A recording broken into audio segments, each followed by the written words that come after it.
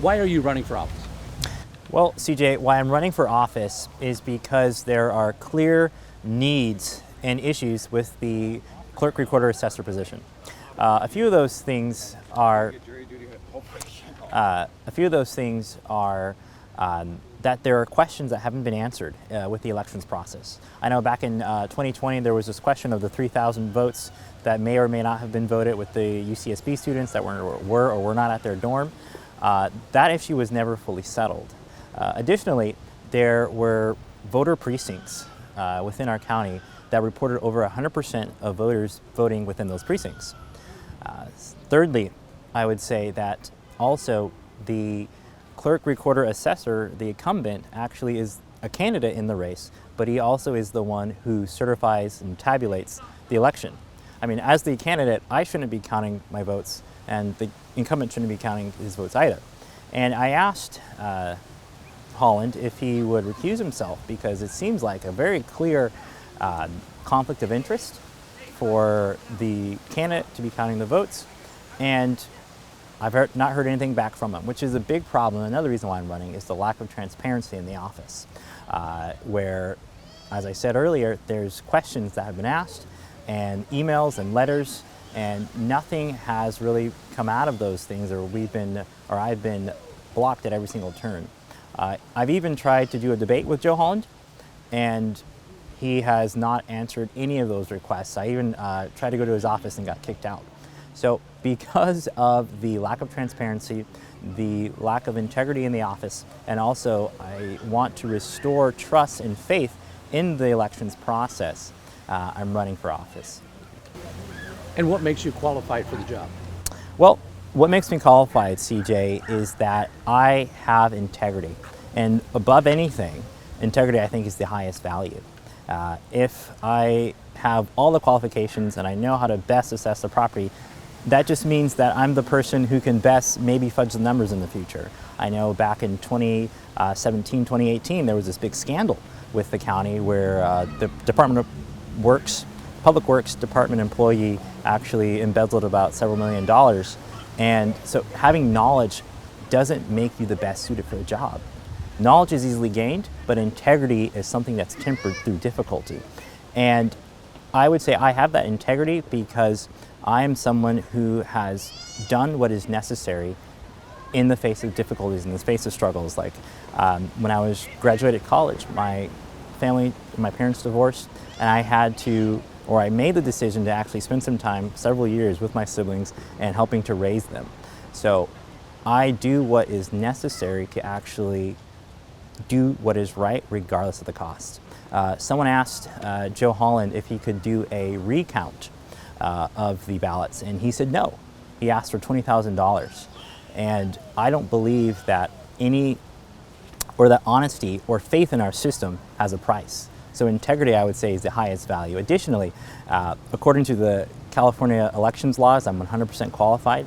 I also work for the Goleta, or I volunteer more so, for the Goleta Planning Commission. I work for the county health department, and I also ran for office in 2020, which is how I even got started with getting involved politically. I ran for the Santa Barbara Unified School Board, and through those questions and that I started running for office and that weren't answered, started me actually on this path to where I am today. What are your two main priorities if you win? Priority number one, I would say, is we need to have faith restored in our elections process. I know there just has been a lot of questions about our local and national elections and that haven't been answered. So restoring that trust in our process, because a voter, you, me, anyone who votes here, our voice is through our vote. If we don't have that voice, then we don't have anything. So I believe number one is to restore that trust in the election process, and the way that I seek to do that is to, number one, ensure suffrage through maintaining the accuracy of the voter rolls. Whether someone is deceased or they're not a citizen or if they've moved, all those things need to be rectified and accurate. So number one, make sure that we have an integrity within our voter rolls.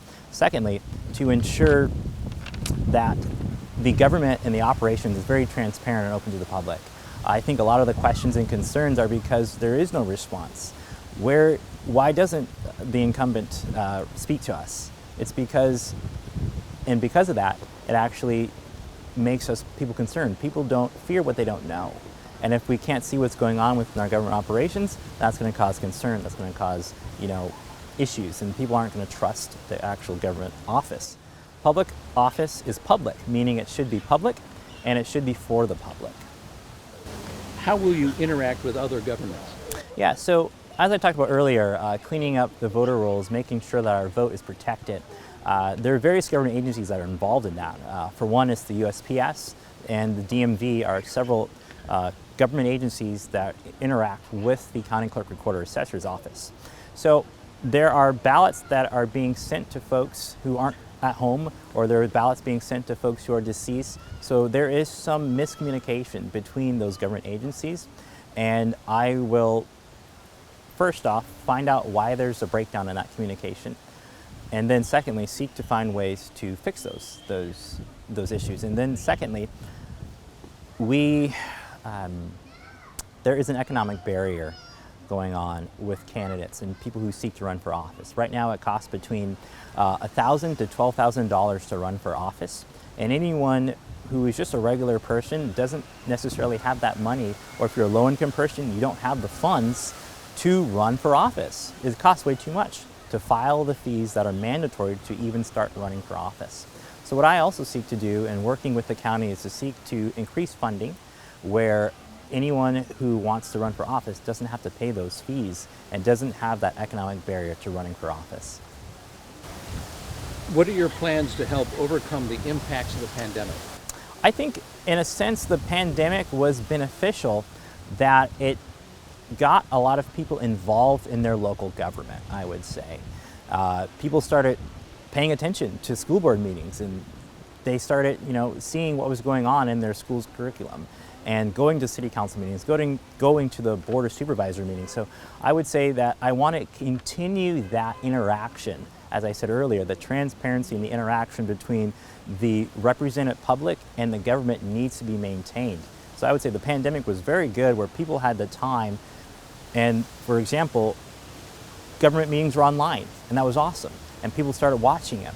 So I want to continue that and do more public outreach with the community to get more people engaged, involved, and educated about our elections process.